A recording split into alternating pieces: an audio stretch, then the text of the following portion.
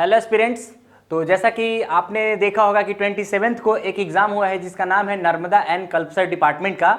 उस civil engineering में जो भी सवाल आपके पास आए हुए हैं एफएम और सॉम के, वो हम आपके सामने में डिस्कस करने जा रहे हैं। टोटल आपके पास 20 के करीब में सवाल हैं और हम देखने जा रहे हैं कि उस सवाल का सही सॉल्यूशन क्या होगा, क्या जीपीएससी ने जो सवाल पूछा है क्या उसमें कोई गलती है, and what is the correct solution of that particular question. ठीक है, तो चलिए बिना किसी देरी के शुरू करते हैं।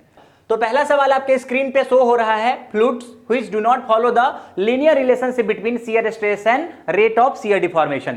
जैसा कि हमें पता है कि टाउ इक्वल टू क्या होता है, mu D theta by D T, ये आपको पता है। लेकिन ये किसने बोला था, ये according to Newton's laws of viscosity के अकॉर्डिंगली है। ठीक है, लेकिन अगर आपके पास कभी आप अगर गौर से देखोगे ना तो ये क्या हो जाएगा, tau divided by D theta by D T, ये इक्वल टू आपके पास क्या हो जाएगा, म्यू हो जाएगा। तो आपको पता चल रहा है कि अगर मैं शियर स्ट्रेस और रेट ऑफ शियर डिफॉर्मेशन का ग्राफ खींचूंगा ना, ये पता है कुछ कैसा होने वाला है। अगर इस वाई एक्सिस पे आपने टाउ डाला और इस एक्स एक्सिस पे अगर आपने D theta by D T डाला, तो अगर आपने एक ऐसा रिलेशन बना दिया तो इसका मतलब क्या है कि ये tau equal to mu D theta by D T है, लेकिन ये लीनियर है। लेकिन लीनियर कब होगा, लीनियर कब होगा, जब आपके पास tau equal to mu D theta by D T है। लेकिन क्या बोला है कि do not follow the linear relationship. इसका मतलब है कि जो आपके अकॉर्डिंगली आने वाला है वो हो जाएगा tau mu D theta by D t to the power आपके पास हो जाएगा n, जहां पे n का वैल्यू क्या है, या तो ग्रेटर देन वन हो सकता है या n का वैल्यू लेस देन 1 हो सकता है, लेकिन n का वैल्यू 1 नहीं हो सकता है।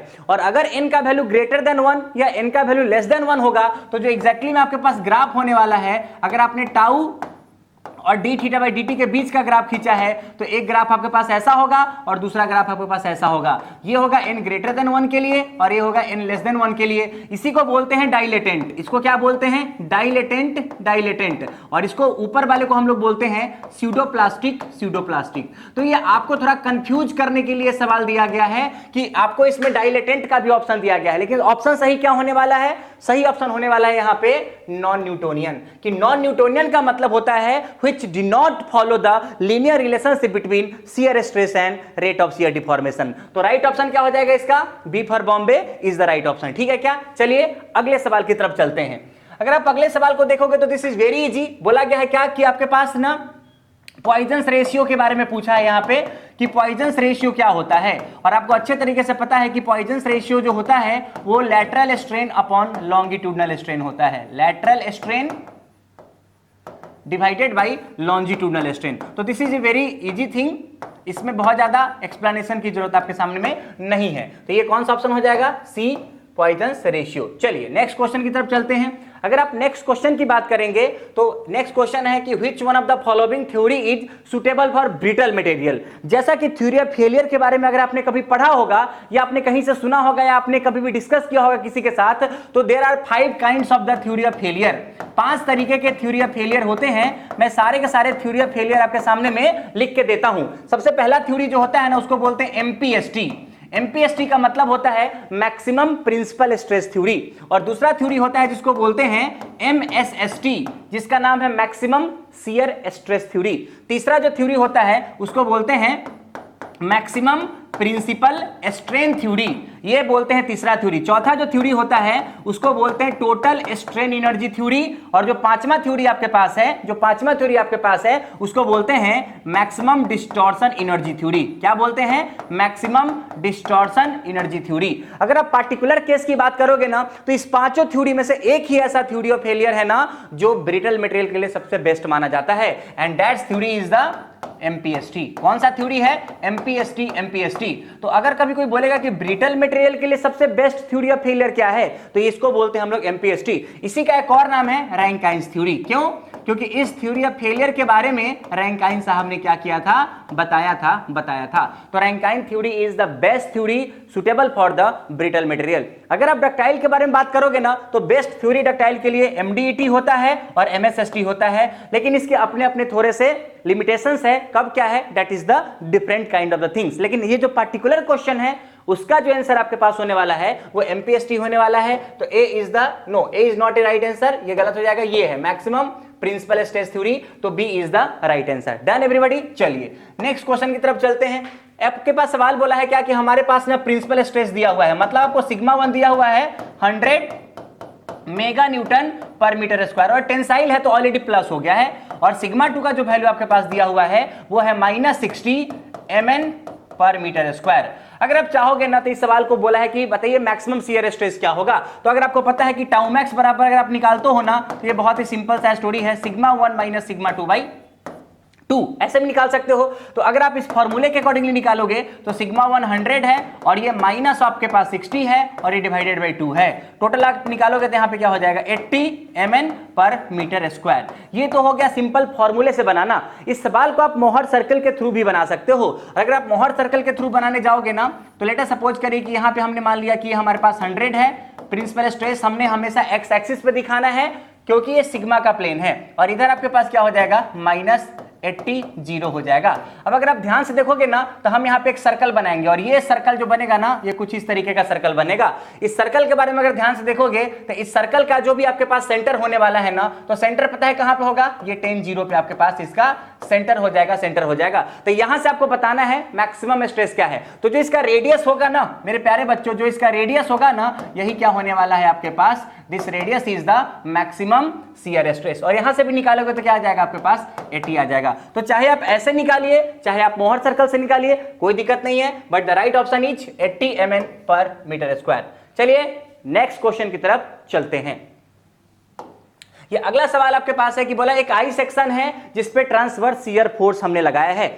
अगर आप आई सेक्शन के बारे में बात करोगे ना, अगर आप आई सेक्शन के बारे में बात करोगे तो लेट अस सपोज करिए कि मेरे पास ये एक आई सेक्शन है, मेरे पास ये एक आई सेक्शन है, आई सेक्शन है। आई सेक्शन बहुत ही शानदार सेक्शन माना जाता है, लेकिन किस लिहाज से, ध्यान से देखिए। अगर ये आई सेक्शन है तो मैंने बोला कि आई सेक्शन का ये टॉप फ्लैंज हो जाएगा, ऊपर वाले को क्या बोलेंगे टॉप फ्लैंज, इसको क्या बोलेंगे बॉटम बॉटम बॉटम। अब मेरी बात को ध्यान से समझिएगा, इसके बीचों बीच कहीं पे इसका ना एक न्यूट्रल एक्सिस होने वाला है या न्यूट्रल फाइबर, जो भी बोलिए, न्यूट्रल एक्सिस या न्यूट्रल फाइबर होने वाला है। लेकिन मैंने एक छोटी सी बात आपको बतानी है कि आपने यहाँ पे फोर्स कैसा लगाया है, आपने यहाँ पे ट्रांसवर्स शियर फोर्स लगाया है।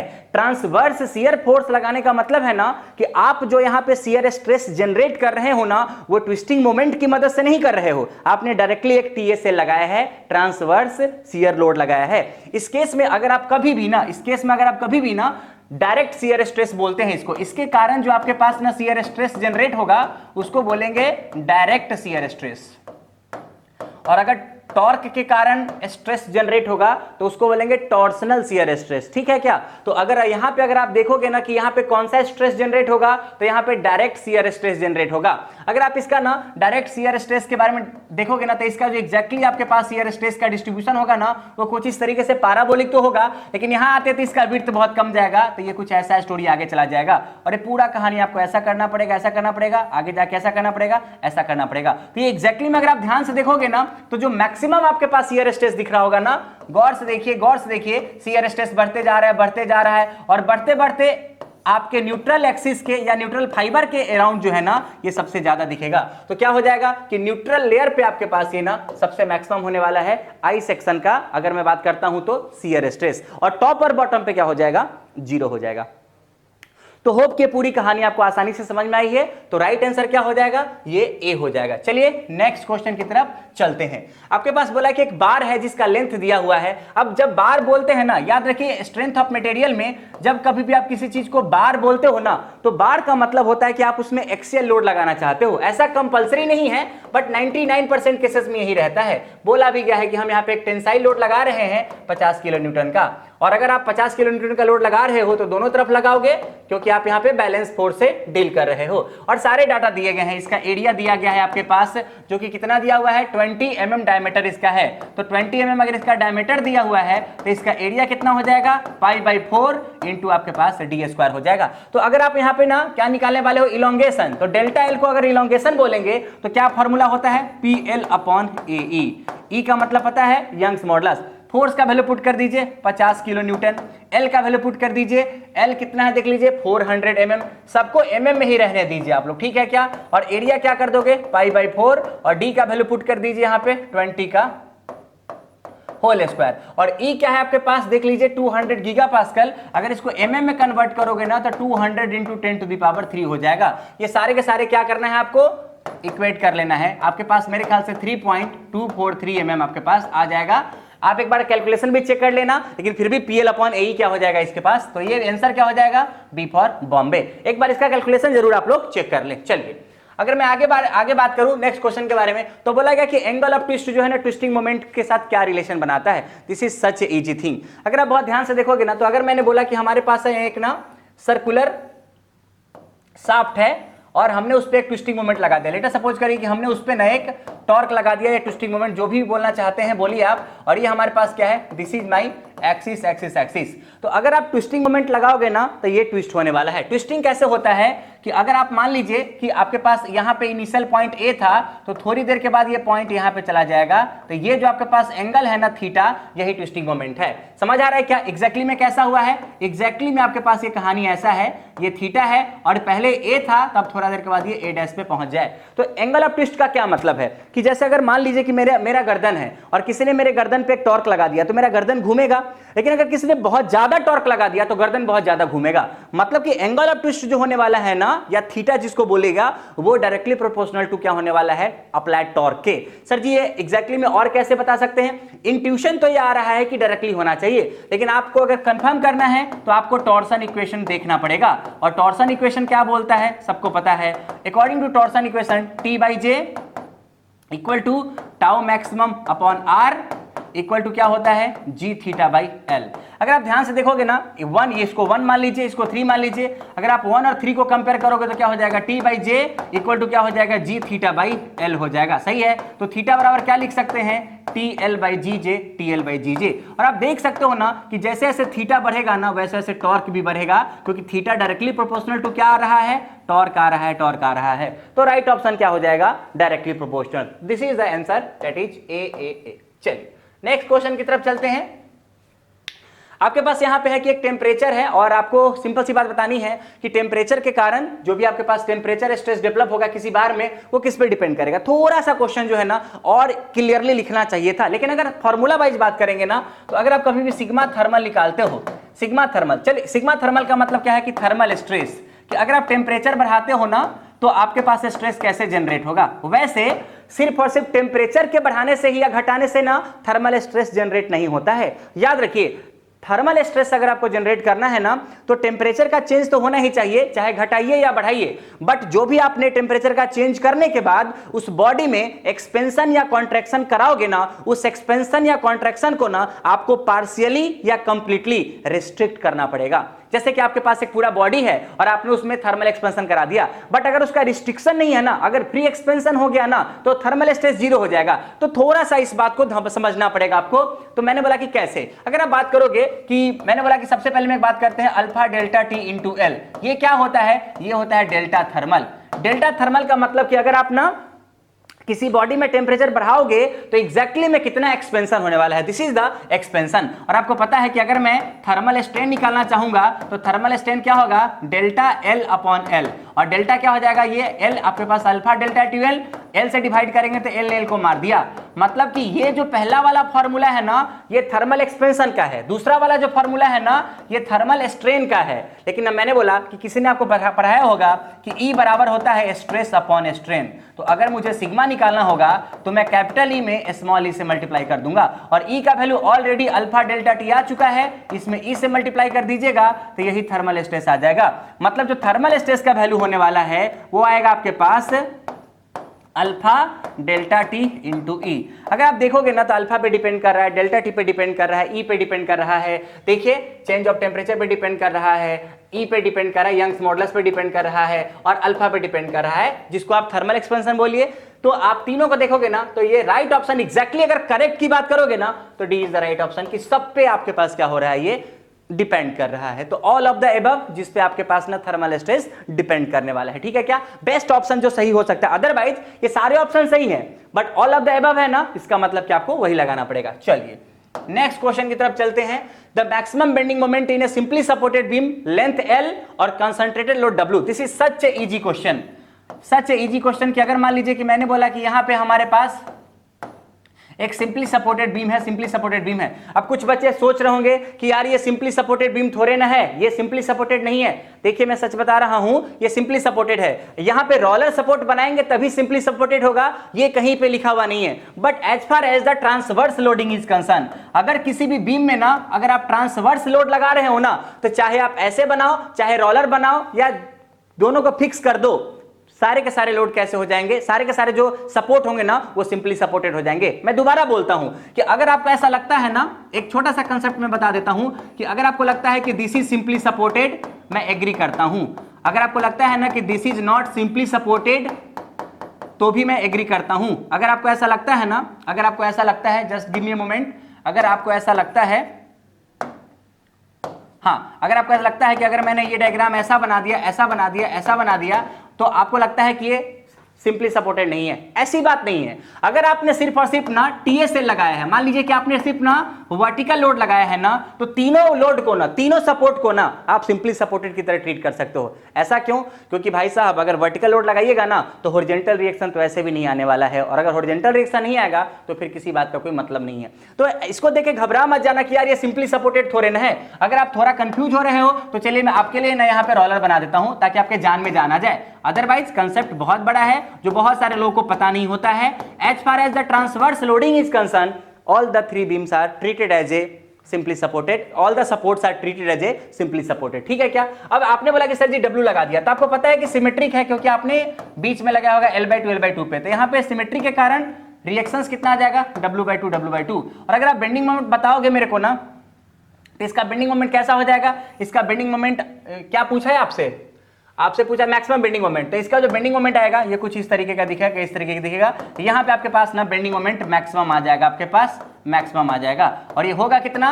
वेरी सिंपल, ये बेंडिंग मोमेंट जो आपके पास होने वाला है, ये एक साइड यहाँ पे लेना है, तो ये एक सेक्शन मान लीजिए आपके पास, either side is the concept, और ये हो जाएगा W/2 इंटू L/2। क्या हो जाएगा? WL/4। तो ये ऑप्शन चेक कर लीजिए, WL/4, तो बहुत ही आसान है, ये सी ऑप्शन आपके पास करेक्ट हो जाएगा। चलिए नेक्स्ट क्वेश्चन की तरफ चलते हैं। बोला गया कि the point of contraflexure, point of contraflexure, ये पॉइंट ऑफ कॉन्ट्राफ्लेक्सर क्या होता है मैं जस्ट एक मिनट में एक्सप्लेन करता हूं। जैसे जनरली पॉइंट ऑफ कॉन्ट्राफ्लेक्सर जो होता है ना, वैसे तो कहीं भी मिल सकता है, लेकिन ओवर हैंगिंग बीम में ना ज्यादा चांसेस रहते हैं कि आपके पास पॉइंट ऑफ कॉन्ट्राफ्लेक्सर आपको मिलेगा। पॉइंट ऑफ कॉन्ट्राफ्लेक्सर का मतलब एग्जैक्टली क्या होता है कि जैसे मान लीजिए कि अगर मैंने बोला ना, समझने का प्रयास करिएगा कि अगर मैंने बोला कि हमारे पास यहाँ पे एक ऐसा बीम है, लेट अस सपोज करिए कि हमारे पास एक ऐसा यहाँ पे बीम है, बीम है, बीम है, ऐसा हमारे पास एक बीम है, और इधर भी आपके पास एक बीम है, और मान लीजिए कि मैंने इस पे यूडीए लगा दिया, यूडीए लगा दिया, यूडीए लगा दिया। तो अगर इस बात को समझना है आपको, अगर आप इस बात को समझना चाहते हो, तो एक छोटी सी बात बताइए कि आपको नहीं लगता कि ये पूरा का पूरा बीम ना इस तरीके से सैग होना चाहेगा? इस बीम का ए और बी वाला पार्ट जो है ना वो सैग होना चाहेगा, लेकिन बी और सी के बीच का जो पार्ट है ना ये हॉग होना चाहेगा।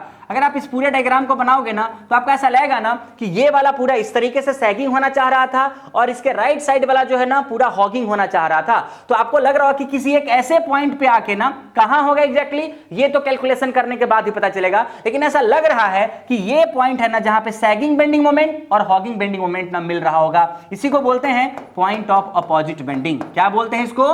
Point of opposite bending. इसको कभी कभी लोग ना एक और प्यारा सा नाम से जानते हैं जिसका नाम है पॉइंट ऑफ कॉन्ट्राफ्लेक्सर। इसको एक और क्या नाम से जानते हैं? Point of contraflexure. तो पॉइंट ऑफ कॉन्ट्राफ्लेक्सर का क्या मतलब होता है कि अगर कनकेव वाला साइड ना कन्वेक्स वाले साइड को कट कर जाता है, उसी को बोलते हैं पॉइंट ऑफ कॉन्ट्राफ्लेक्सर। लोगों ने बोला इस पॉइंट पे क्या होगा? अपोजिट बेंडिंग का क्या मतलब होता है कि पॉजिटिव बेंडिंग मोमेंट को ना उस पर्टिकुलर पॉइंट पे नेगेटिव बेंडिंग मोमेंट ने मार दिया होगा। मतलब इस पॉइंट पे बेंडिंग मोमेंट आपके पास 0 होना चाहिए। देखिए ऑप्शन क्या है, तो क्या होगा? पॉइंट ऑफ कॉन्ट्राफ्लेक्सर का मतलब है कि जिस पॉइंट पे बेंडिंग मोमेंट 0 हो जाए ना वही पॉइंट ऑफ कॉन्ट्राफ्लेक्सर है। लेकिन एग्जैक्टली में आपको ये ऑप्शन है नहीं, तो आप इसको ये बोल सकते हो कि जहां पे बेंडिंग मोमेंट अपना साइन चेंज करेगा। ए भाई साहब, अगर मैंने बोला कि हमारे पास इस तरीके का बेंडिंग मोमेंट है, तो देखो ना बेंडिंग मोमेंट अपना साइन चेंज कर रहा है, मतलब बेंडिंग मोमेंट 0 है, मतलब क्या हो जाएगा? Point of contraflexure. एक बीम में ना एक से ज्यादा भी पॉइंट ऑफ कॉन्ट्राफ्लेक्सर हो सकते हैं, पॉइंट ऑफ कॉन्ट्राफ्लेक्सर नहीं भी हो सकते हैं, 3 या 4 भी कॉन्ट्राफ्लेक्सर हो सकते हैं, उस पे कोई लिमिटेशंस नहीं है।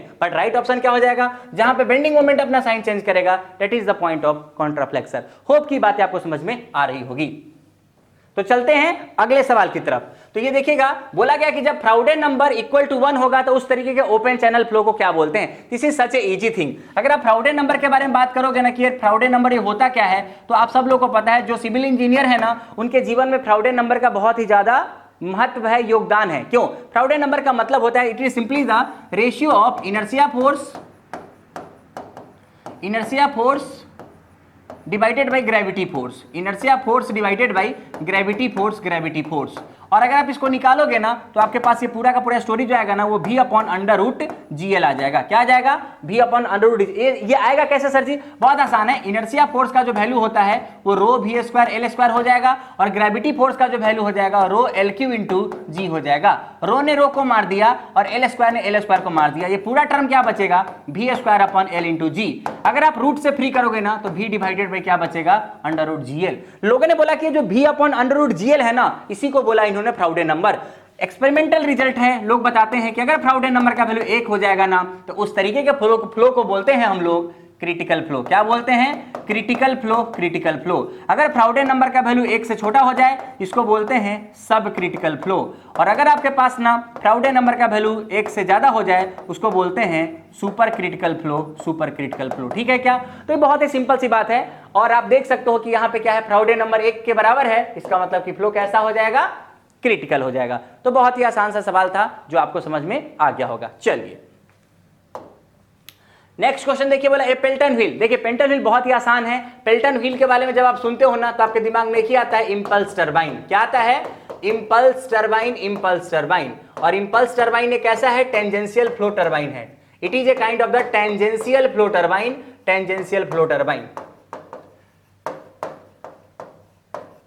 टेंजेंशियल फ्लो टरबाइन का मतलब सिंपल सी बात यही है कि इसके इनलेट पे ना मैक्सिमम एनर्जी जो आपके पास होता है, सारे काइनेटिक्स होते हैं, कोई भी प्रेशर का एनर्जी इसमें ना इन्वॉल्व नहीं होता है। इसलिए ऑप्शन बहुत ही आसान है और बहुत ही फेमस सवाल है। It is a kind of the tangential flow turbine. तो बहुत आसान है, ऑप्शन इसका क्या हो जाएगा? ए। चलिए नेक्स्ट क्वेश्चन की तरफ चलते हैं। अगर आप नेक्स्ट क्वेश्चन की बात करोगे तो बहुत ही आसान, बोला डायनामिक विस्कोसिटी का ना डायमेंशन क्या होगा। अब आप मुझे बताइएगा, डायनामिक विस्कोसिटी को हमने लेट अस सपोज कि हमने इसको ना म्यू से डिनोट कर दिया। अच्छा, म्यू का अगर आप यूनिट चेक करोगे तो क्या होता है? न्यूटन सेकेंड पर मीटर स्क्वायर। सही है क्या? अब देखिएगा, ये डायनामिक विस्कोसिटी का यूनिट है न्यूटन सेकेंड पर मीटर स्क्वायर। न्यूटन का यूनिट क्या होता है? MLT-2, और सेकेंड का क्या होता है? T, और मीटर स्क्वायर क्या हो जाएगा? L square. अगर आप बहुत ध्यान से देखोगे ना तो एक L ने एक L को मार दिया तो क्या बचेगा? M, और यहां पे L ऊपर चला जाएगा तो हो जाएगा L का पावर -1, और T ऊपर में जाएगा तो ऑलरेडी पहले से है MLT-1। तो डायमेंशन क्या हो जाएगा? ML-1 T-1। देखिए कोई ऑप्शन मैच कर रहा है क्या? यस, बी मैच कर रहा है, तो ML-1 T-1। तो ये आपके पास बी क्या हो जाएगा? राइट ऑप्शन हो जाएगा। चलिए मेरे प्यारे बच्चों, आइए ओरिफाइस मीटर क्या करता है। बहुत ही सिंपल सी बात है, डिस्चार्ज बताता है। ओरिफिस मीटर क्या करता है? डिस्चार्ज बताता है। और डिस्चार्ज का फॉर्मूला आप सब लोगों को पता है। अगर वेंचुरी मीटर है तो भी, ओरिफिस मीटर है तो भी, ये सारे के सारे क्या बताते हैं? डिस्चार्ज बताते हैं। तो सिंपल ये डिस्चार्ज बताने का काम करता है। और डिस्चार्ज का एक और नाम होता है जिसको बोलते हैं वॉल्यूम फ्लो रेट। क्या बोलते हैं? Volume flow rate. तो देख लीजिए कोई ऑप्शन है क्या? Yes, volume flow rate. Confuse मत करिएगा कि वॉल्यूम से, वॉल्यूम नहीं बताता है, ये वॉल्यूम फ्लो रेट बताता है कि पर यूनिट टाइम में ना किसी भी लिक्विड का ना कितना वॉल्यूम एट ए सेक्शन पास हो रहा है, वही क्या होता है? डिस्चार्ज होता है। तो this is a very easy question. चलिए नेक्स्ट क्वेश्चन चलते हैं। मैनोमीटर का इस्तेमाल कब होता है? देखिए बहुत सारे डिवाइसेस है। अगर आप बैरोमीटर की बात करते हैं तो वो एटमॉस्फेरिक प्रेशर मेजर करता है। अगर आप पीजोमीटर की बात करते हैं ना तो वो ना मॉडरेट प्रेशर मेजर करता है। लेकिन जब आप मैनोमीटर की बात करते हैं ना, यहाँ पे मेंशन होना जरूरी था कि मैनोमीटर कौन सा, क्योंकि बहुत तरीके के मैनोमीटर हो सकते हैं। सिंपल U2 मैनोमीटर भी हो सकता है, इन्वर्टेड U2 मैनोमीटर भी हो सकता है, डिफरेंशियल मैनोमीटर्स भी हो सकते हैं। तो डिफरेंशियल मैनोमीटर जो होता है ना वो प्रेशर मेजर नहीं करता है। Differential manometer is always used to measure the pressure. No, it is only used to measure the difference between the 2 points pressure. ठीक है क्या? 2 पॉइंट के बीच का प्रेशर मेजर करता है। बट जो सिंपल मैनोमीटर होता है ना, जो सिंपल U2 मैनोमीटर होता है, वो किसी भी पॉइंट पे प्रेशर क्या कर सकता है? मेजर कर सकता है। तो जनरली क्या हो जाएगा? हाई प्रेशर के लिए। हाँ, ऐसा नहीं कि मॉडरेट प्रेशर ये मेजर नहीं कर सकता, बट मोस्टली अगर यहां पे आप सबसे बेस्ट ऑप्शन की तरफ जाओगे तो मॉडरेट टू हाई प्रेशर है, लेकिन हाई प्रेशर के लिए हमने इसको इस्तेमाल करना चाहिए। ठीक है क्या? तो राइट ऑप्शन हो जाएगा सी फॉर कैलकाटा, ऑप्शन हो जाएगा हाई प्रेशर। चलिए अगर बात करते हैं मेटासेंट्रिक हाइट के बारे में, सबको पता है मेटासेंट्रिक हाइट के बारे में कि मेटासेंट्रिक हाइट क्या होता है, जिसको आप जीएम से डिनोट करते हो। जीएम का क्या मतलब होता है? Metacentric height. Metacentric height, metacentric height. और मेटासेंट्रिक हाइट में आपने बोला है कि अगर कभी आपके पास ना लेटा सपोज करिए कि एक फ्री सरफेस है, लेटा सपोज करिए एक फ्री सरफेस है और कोई बॉडी आपके पास, लेटा सपोज करिए कि हमारे पास एक ऐसा बॉडी है, ऐसा बॉडी है, और जब आपने इसको टिल्ट कर दिया, लेटा सपोज कि इसको आपने थोड़ी देर के बाद टिल्ट कर दिया, ये कहीं और चला गया है, ये कहीं और चला गया है, लेटा सपोज कि ऐसा हो गया है, तो मेटा सेंटर कैसे डिफाइंड होता है? मेटा सेंटर का मतलब है कि जब किसी बॉडी को ना स्मॉल एंगुलर डिस्प्लेसमेंट किया जाता है ना, तो बॉडी का अपना एक एक्सिस होगा, बॉडी का अपना एक एक्सिस होगा, ये आपके पास बॉडी का एक्सिस है, और इसमें ना एक ना बैंसी फोर्स लगेगा जो सेंटर ऑफ बैंसी से पास करेगा, एक बैंसी फोर्स लगेगा जो सेंटर ऑफ बैंसी से पास करेगा। लेट अस सपोज करिए कि यहां पे हमारा बैंसी फोर्स है, सेंटर ऑफ बैंसी लगेगा, आप देखिएगा सेंटर ऑफ बैंसी मान लीजिए कि यहां पे है, मतलब कि ये हमारा क्या हो जाएगा? जी हो जाएगा, और पूरे बॉडी का जी, सॉरी ये आपके पास क्या हो जाएगा? Just give me a moment, हाँ ये एम हो जाएगा, क्योंकि मेटा सेंटर हमने बोला है इसको ना, हमने इसको मेटा सेंटर बोला है, तो ये एम हो जाएगा आपके पास। पता चला ना मेटा सेंटर किसको बोला मैंने? कि आपका जो सेंटर ऑफ बैंसी है ना, वो जो आपके पास किसी बॉडी को स्मॉल एंगुलर टिल्ट देते हैं ना, तो उसके वर्टिकल एक्सिस से कहां पे कट करता है, वही एम हो जाएगा। और लेट अस सपोज किस बॉडी का ना सेंटर ऑफ ग्रेविटी यहां पे होगा, इसके बीच का जो डिस्टेंस होता है ना, उसी को क्या बोलते हैं? Metacentric height. अब देखिएगा मेटासेंट्रिक हाइट किसके बीच का डिस्टेंस होता है? तो centre of gravity of the floating body and the centre of Bansi. क्या सही है? Centre of gravity of the floating body and Meta centre. देखिए यहां पे है meta centre and centre of Bansi. देख लीजिए, आपको खुद ही पता चल जाएगा किसके बारे में बात करना चाह रहे हैं ये लोग, किसके बारे में बात करना चाह रहे हैं। जीएम का मतलब क्या है? Metacentric height.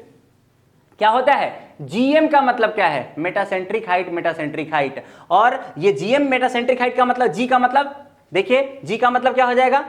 Centre of gravity. M का मतलब क्या हो जाएगा? Meta centre. तो सेंटर ऑफ ग्रेविटी और मेटा सेंटर के बीच का डिस्टेंस है, कौन सा ऑप्शन है? Centre of gravity and the meta centre. तो B is the right option. एक और नीचे ऑप्शन क्या है? Meta centre and centre of buoyancy. इसका मतलब तो ये हो जाएगा कि आप यहां पे ना बीएम की बात कर रहे हो। No, BM is not the meta centre, ये GM is the meta centre. क्या हो जाएगा? GM is the meta centre. Distance between the meta centre and the centre of gravity is known as the metacentric height. तो option क्या हो जाएगा? B for Bombay. चलिए next question की तरफ चलते हैं। The maximum deflection of a cantilever beam of length L. बोला गया कि कैंटिलीवर बीम है आपके पास, चलिए बहुत अच्छा है, एक कैंटिलीवर बीम है और बोला गया कि एल लेंथ का है और उस पर हमने W लोड लगा दिया है फ्री एंड पे। क्या लगा दिया है? W load. वैसे तो आप इसको निकाल सकते हो बहुत तरीके के मेथड से, जैसे आप इसमें मोमेंट एरिया मेथड लगा सकते हो, डबल इंटीग्रेशन लगा सकते हो, कुछ भी लगा सकते हो, कैस्टिग्लियानो लगा सकते हो।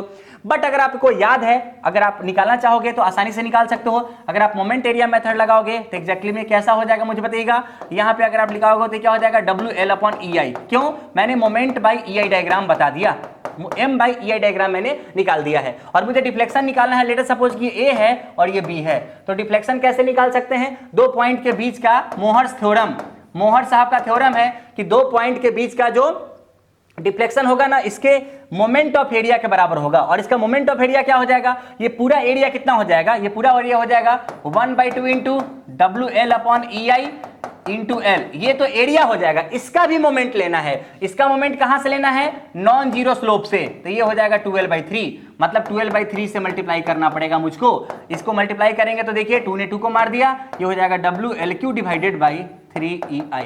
तो हमने इस सवाल को ना मोहर्स थ्योरम से बना दिया है, लेकिन ये आपको याद रखना चाहिए क्योंकि जिस तरीके का एग्जाम आप लिख रहे हो उसमें रिटेंशन होना बहुत जरूरी है, मेमोराइजेशन होना बहुत जरूरी है, तो कोई प्रॉब्लम नहीं होना चाहिए। ठीक है क्या? तो आपके पास आंसर क्या हो जाएगा? WLQ/3EI। चलिए आगे बढ़ते हैं।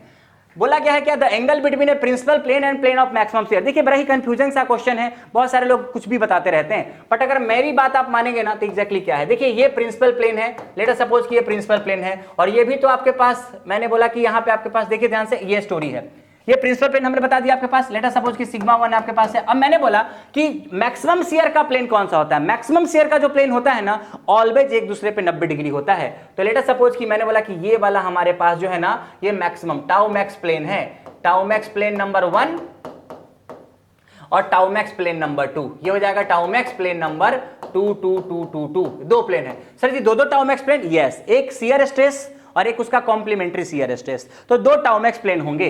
और आपको पता चल गया ना कि इनके बीच का जो एंगल है वो 90 डिग्री है और ये आपके पास क्या है? प्रिंसिपल प्लेन है। तो आप देखे होंगे कि ये प्रिंसिपल प्लेन और टाउमेक्स प्लेन के बीच का एंगल कितना है 45 डिग्री। इधर से भी देखो तो कितना है 45 डिग्री। तो याद रखिएगा हमेशा, ये बहुत ही इंपॉर्टेंट स्टेटमेंट है कि the angle between the principal plane and the maximum shear stress plane is always 45 degree. बहुत सारे लोग इसको 135 डिग्री बोलते हैं, जो कि बोलना सही नहीं है, ठीक है क्या? 45 डिग्री बोलना चाहिए आपको, और यही राइट ऑप्शन होगा। अगर 135 है तो सही नहीं है, ठीक है क्या? 45 degree is the correct answer. चलिए आगे बढ़ते हैं।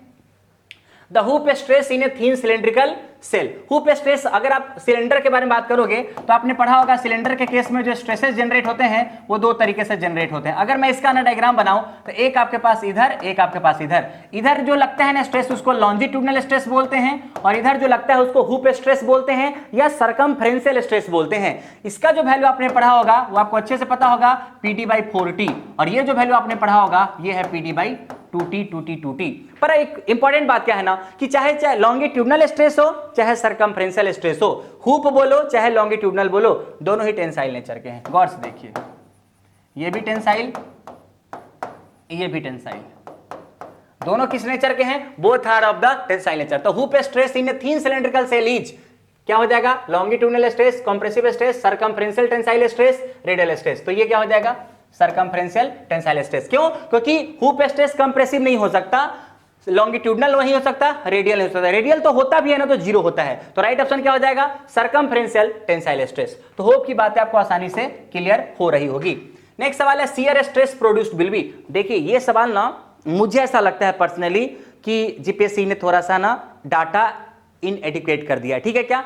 ये सवाल से मैं बहुत ज्यादा खुश नहीं हूं जहां तक जीपीएससी की बात है। सर जी ऐसा क्या होगा इस सवाल में? मुझे तो इसका आंसर आता है। देखिए शियर स्ट्रेस जो जनरेट होता है ना वो दो कारणों से जनरेट होता है। मैंने इसके पहले वाले सवाल में आपको बताया है कि अगर सिर्फ आप शियर स्ट्रेस बोलते हो ना तो उसमें थोड़ा सा एक फ्लॉज आ जाता है। क्या आ जाता है कि शियर स्ट्रेस दो तरीके से जनरेट होता है। अगर आपने ना टॉर्सन करा ना तो उसको बोलते हैं टॉर्सनल शियर स्ट्रेस। वो कब आता है? जब आप ट्विस्टिंग मोमेंट लेते हो ना तब जाके आता है। और दूसरा आता है कि किसी बीम पे अगर आपने ट्रांसवर्स शियर लोड लगा दिया ना तो वहां पे भी आपके पास क्या हो जाएगा?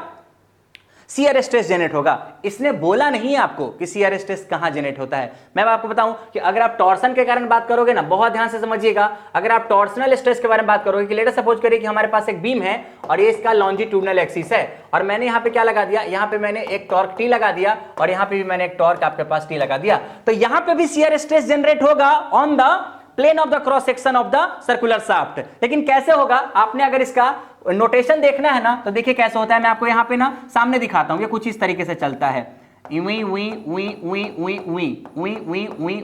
तरीके से चलता है। मतलब कि यहां पे टाउ जीरो होता है और पेरीफेरी पे टाउ क्या हो जाता है? मैक्सिमम हो जाता है, और यहां पे भी टाउ क्या हो जाता है? मैक्सिमम हो जाता है। तो अगर टॉर्सन के कारण शियर स्ट्रेस जनरेट हुआ है तो इस केस में अगर बोलेगा कि शियर स्ट्रेस प्रोड्यूस जो होता है वो सेंटर पे जीरो होता है और पेरीफेरी पे मैक्सिमम होता है, ये होगा। बट यहां पे सिंपल बोला है शियर स्ट्रेस। सर जी एक और शियर स्ट्रेस होता है, आपने थोड़ा देर पहले पढ़ा होगा कि अगर मान लीजिए कि मेरे पास एक ना रेक्टेंगल है और अगर मैंने इस पे कोई ट्रांसवर्स लोड लगा दिया तो शियर स्ट्रेस का वेरिएशन कैसा होता है? आपने पढ़ा होगा पैराबोलिक होता है, सब लोगों को पता है। और यहां पे टाउ क्या हो जाएगा? जीरो हो जाएगा, यहां पे जीरो हो जाएगा, और यहां पे tau equal to tau maximum हो जाता है। और इसका वैल्यू भी आपने याद किया होगा 3/2 इंटू टाउ एवरेज। हाँ सर जी बात तो सही है आपका। अब सवाल ऐसा कि मैं कौन सा वाला मान लूं? मैं कौन सा वाला मान लूं? आपको यहां पे लोड के बारे में मुझे बताना चाहिए था कि लोड क्या है, या वो टॉर्क के कारण जनरेट हो रहा है शियर स्ट्रेस से, या वो ट्रांसवर्स शियर लोड के कारण जनरेट हो रहा है। आपने बोला सर जी अब तो बोला नहीं, क्या करते हैं? Let us check a option. अगर मैं इसके बारे में मानूं ना, अगर मैं इसको सही मानूं कि टॉर्क के कारण जनरेट हो रहा है तो खुद ही सोचिए, मिनिमम एट सेंटर मतलब जीरो होना चाहिए, जो कि सही लग रहा है। मिनिमम एट द सर्कमफ्रेंस ये तो नहीं होना चाहिए था, और यहां पे क्या बोला? मैक्सिमम एट द सर्कमफ्रेंस, ये सही लग रहा है।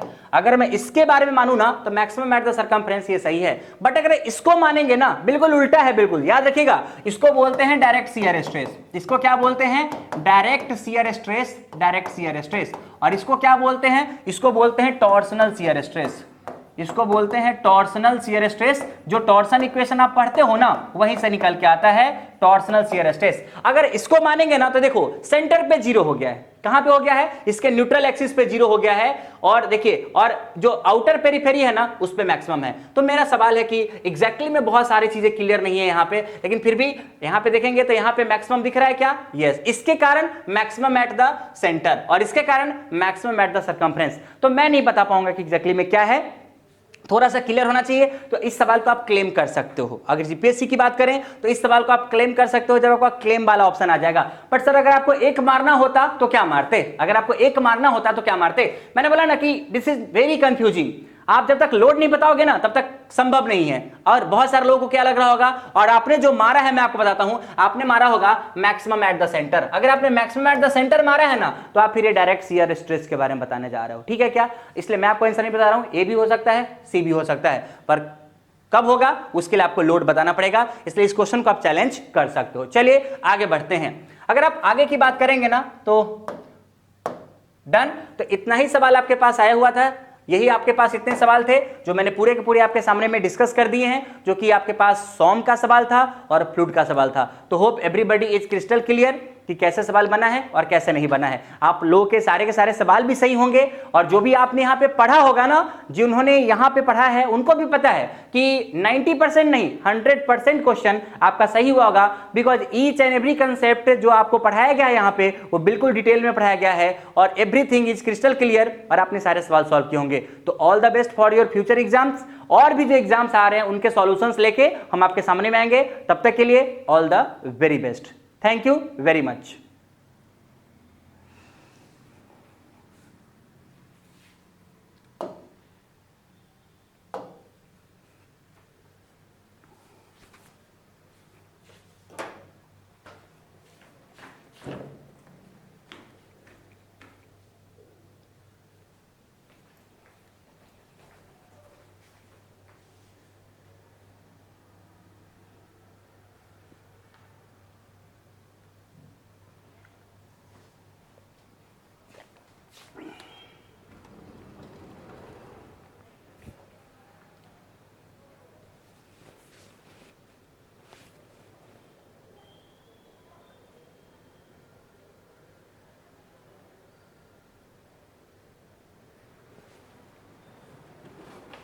हार्दिक सर डन।